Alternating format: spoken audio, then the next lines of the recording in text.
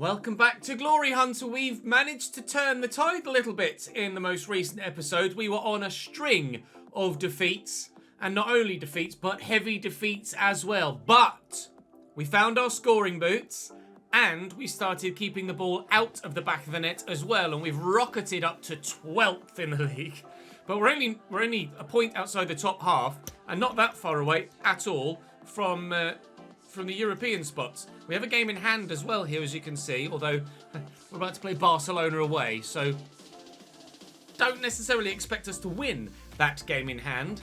In fact, all three of today's games are quite tough. Barcelona away, Villarreal at home, and then Athletic Club de Bilbao away. Still no news of the Copa del Rey yet.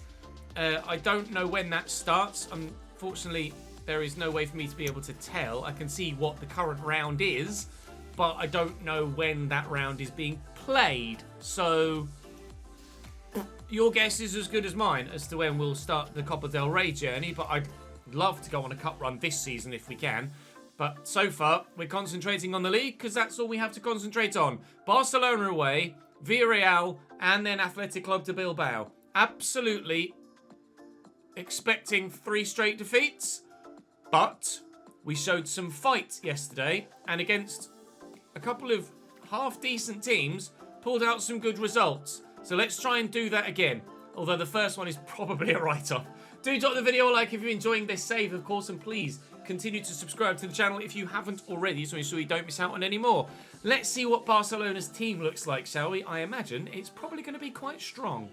Barcelona playing a 4-3-3. Renan Lodi at right back, because they have no right backs.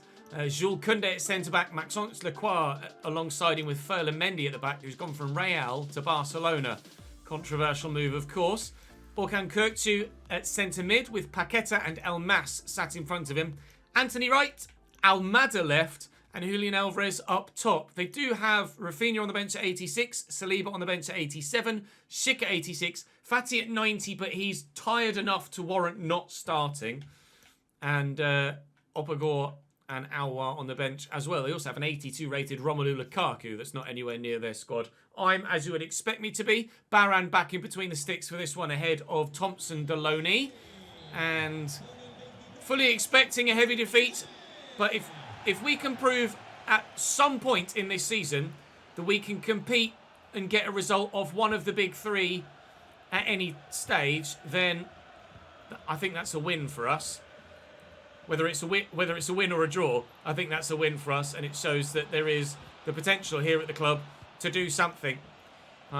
We have so far lost 5-1 to Real Madrid and 4-1 to Atletico Madrid. So hopes are not high, to say the least. Almada with a back heel. Ferland Mendy with a nice ball through the gap there to Julian Alvarez. Here's Lucas Paqueta pushing forward. Former player of ours, however, for the umpteenth time in this save already. We've played against a number of Dortmund players, or former Dortmund players, since we left them.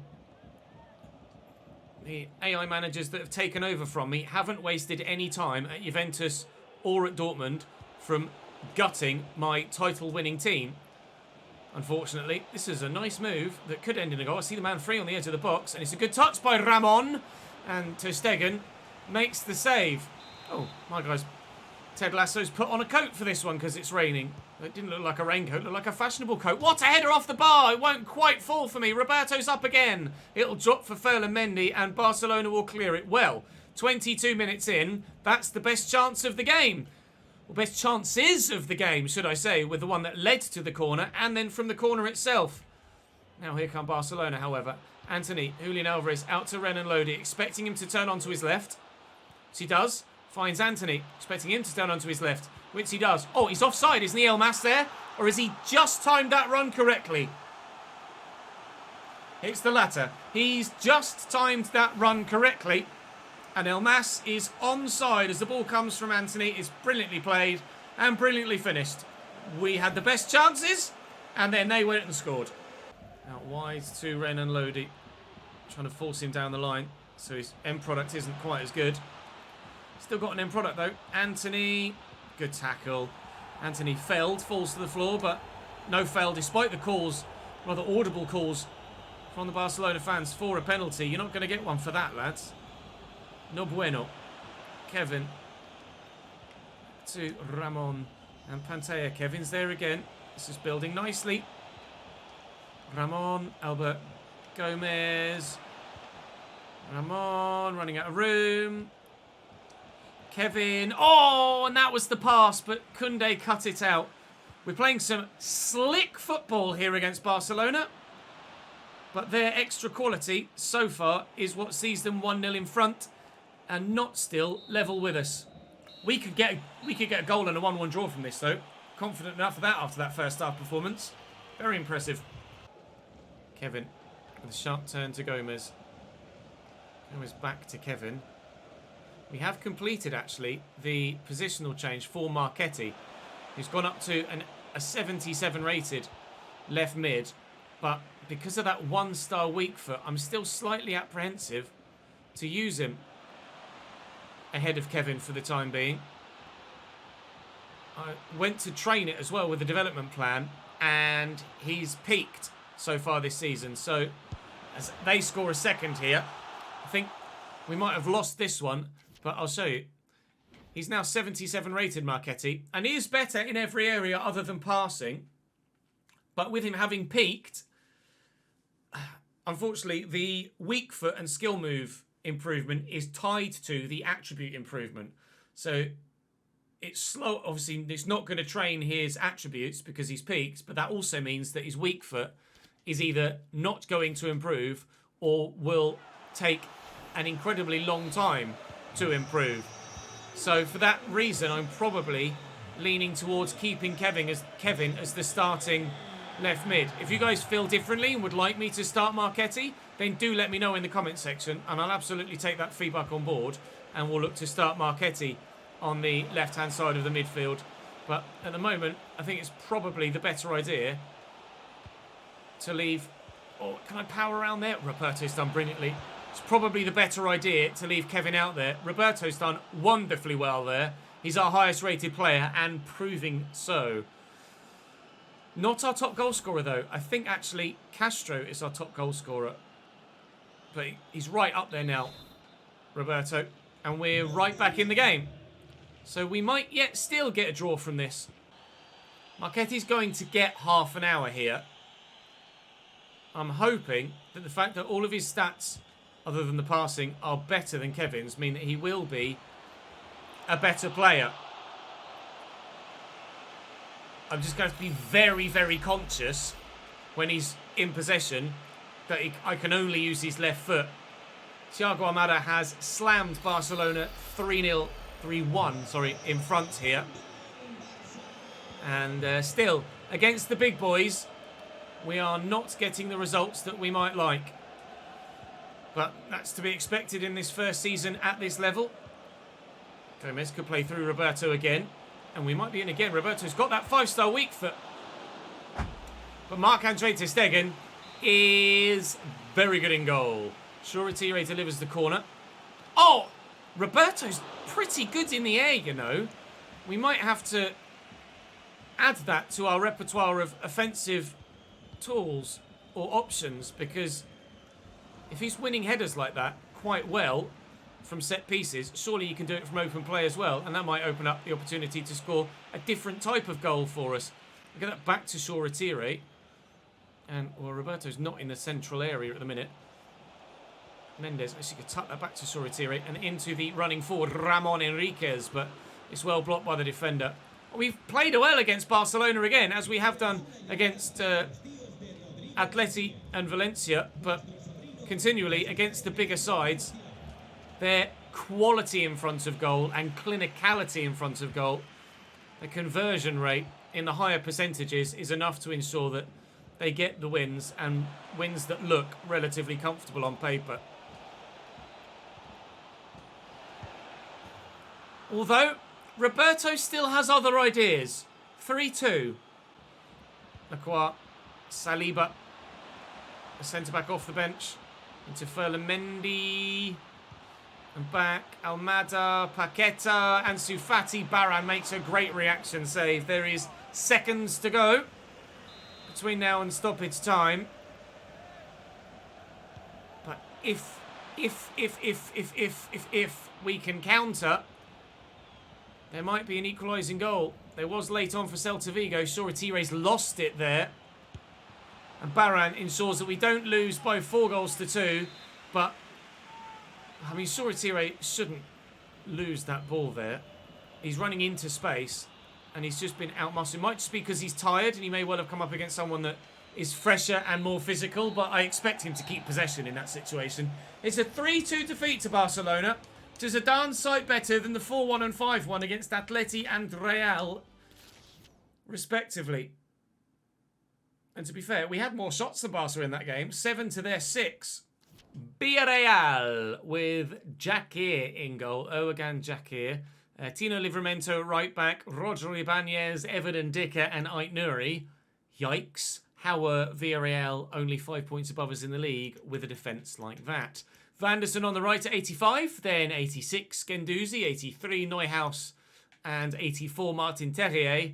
With Pita Musa and Enes Unal up top. You imagine, although I obviously haven't had that clarified without looking at the league table, that it is a lack of goals that is why they are where they are, with the front two being the 2 weakest points in the team.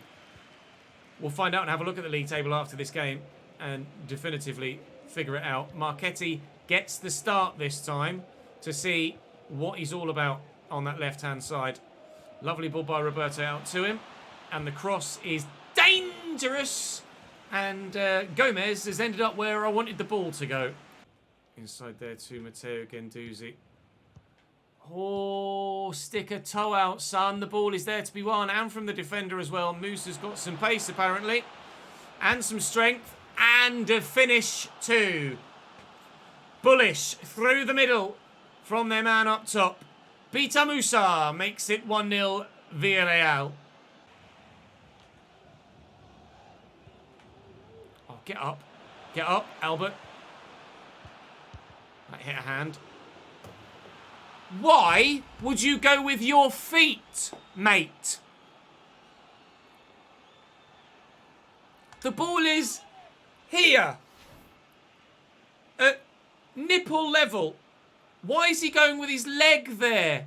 You prick. It's not the first mistake Amy's made either.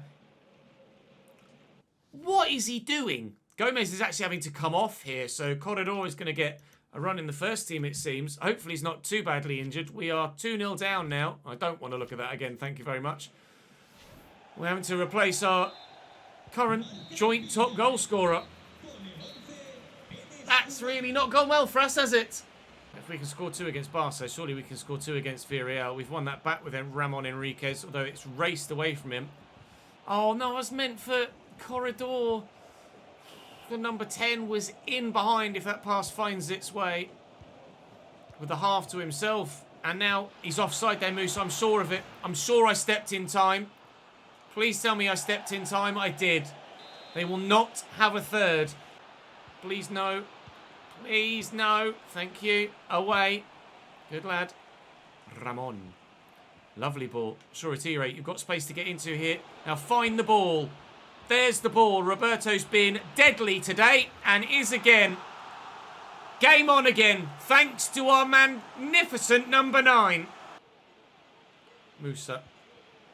Get there first. Oh, he did, but he's run straight into Enes Unal. Game over. 3-run Villarreal. They're the yellow submarine, but we're the ones that are sinking. His first touch just took him straight into the man. There's not really much else I can do there.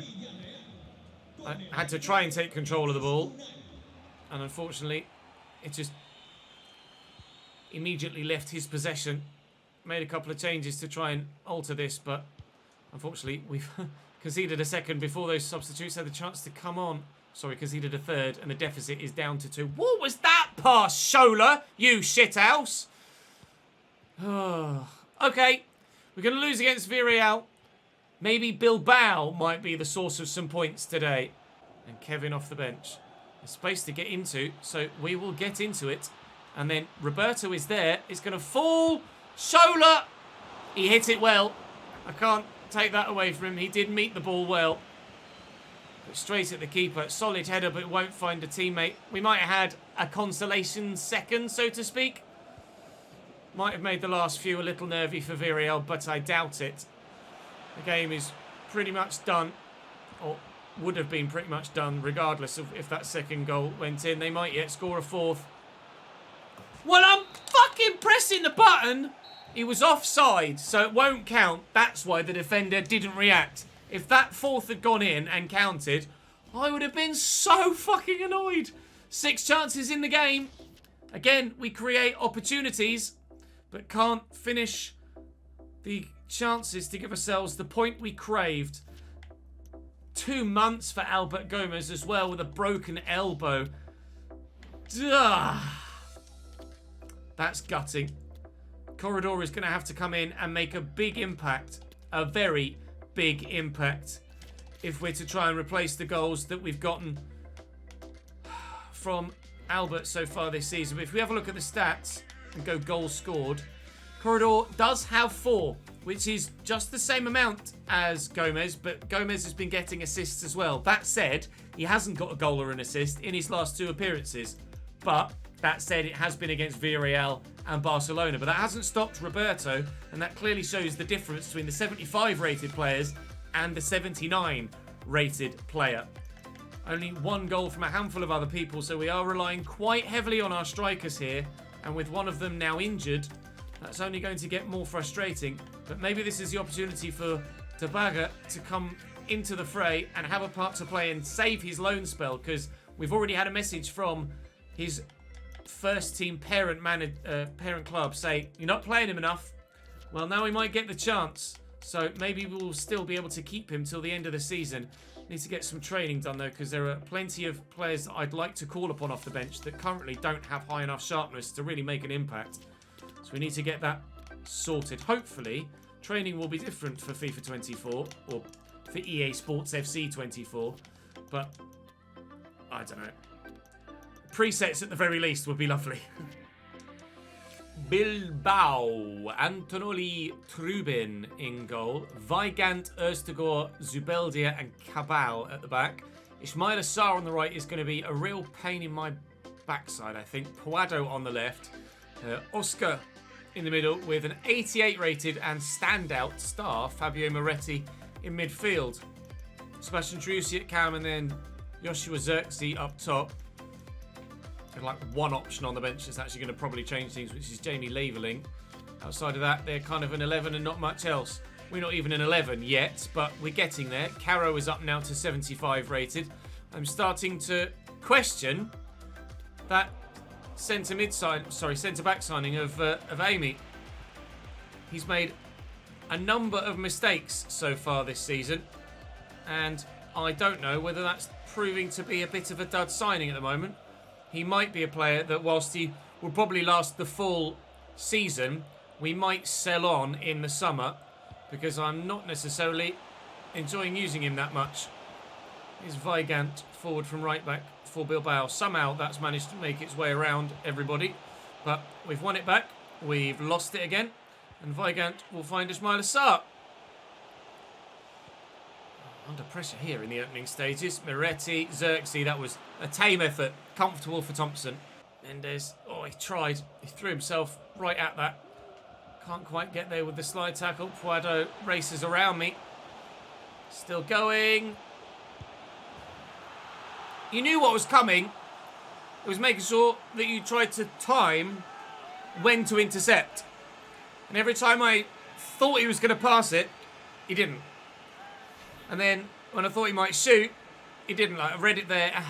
It's as I went and as I'm retracting my step in, that's when he turns. So actually the gap opens up more so than it ordinarily would have done.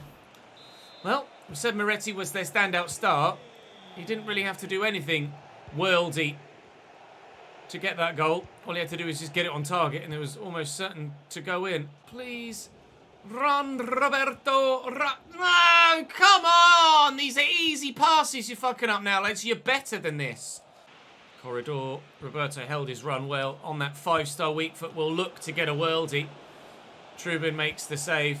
It's been really difficult to create those clear-cut chances in this game. Marchetti's coming off soon for Kevin, even though he's lower rated and technically worse in almost every area, Kevin. I just don't seem to click with Marchetti. Try and step here, but the other defender kind of would have played him on anyway. Prado holding the ball up nicely here. Amy drawn well out of position. Slowing the ball up. Still they find the pass. Prado and Moretti link up. Laveling is off the bench here, but he's not going to make an impact. I can't do anything with Shoretire when I win possession back. Prado trying to find that pass. Now, if they get a second here, it is game over. Spun me brilliantly. No. Thank God Thompson closed his legs. Corner for them. My change now is made. And they will whip it in here with Moretti. It's a good delivery too. And the clearance isn't great.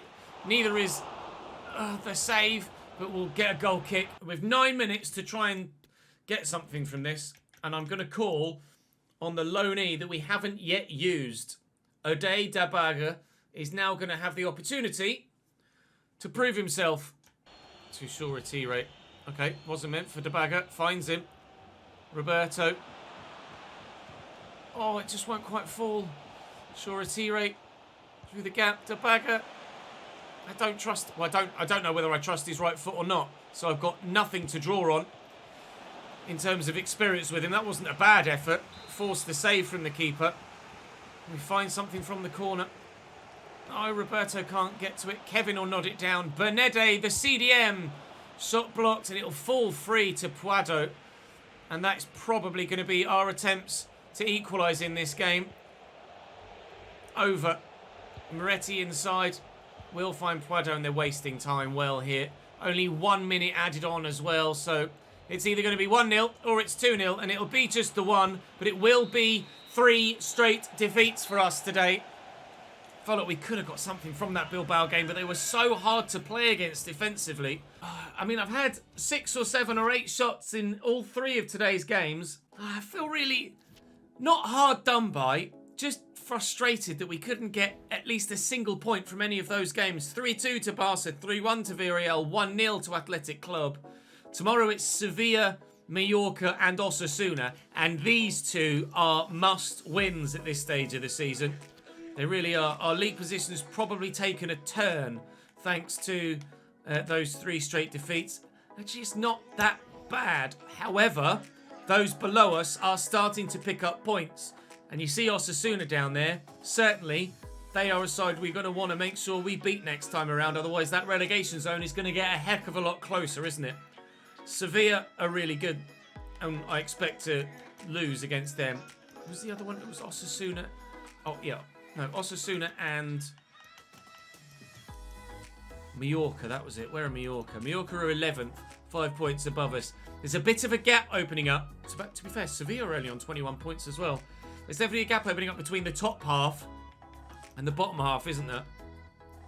From Valencia down, it's starting to get cut adrift a little bit. Or from Almeria down, should I say. Valencia are only 5 points off the top 5. In fact, only 5 points off the top 4.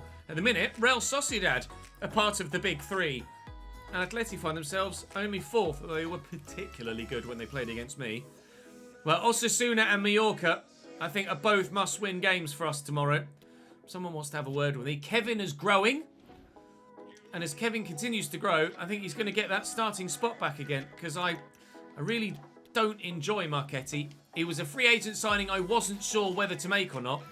In the end, decided to do so, and I think I might look to sell him in the summer if it'll allow me. I have a horrible feeling it might not. It was a free agent signing, so surely he might well be able to be listed. It's not like I bought him. No, I can only add him to the loan list. So in the summer, we will look to sell Marchetti. God, he needs a new contract. £10.5 million market value with a release clause of 6.2, and I can't renegotiate his contract. That's the issue with the release clauses. We will manually do release clauses for players moving forward because examples like that ensure that the release clause in-game kind of screws you over. Danny Lorenzo now got an £8.2 million release clause when he's valued at £8 million, so we will renegotiate his contract. I'll do a lot of that off camera now, but it's certainly something I'm going to have to get stuck into, isn't it? So join me in the next episode and hopefully 22.8 million. That's much better, isn't it? Join me in the next episode, and hopefully we can get points on the board that time around. Little bit of a wobble here, but if we're honest, we did expect to lose all 3 games today. We hoped to maybe sneak a point that we weren't in the end able to get. Points on the board tomorrow, though, for sure. I promise. I'll see you then.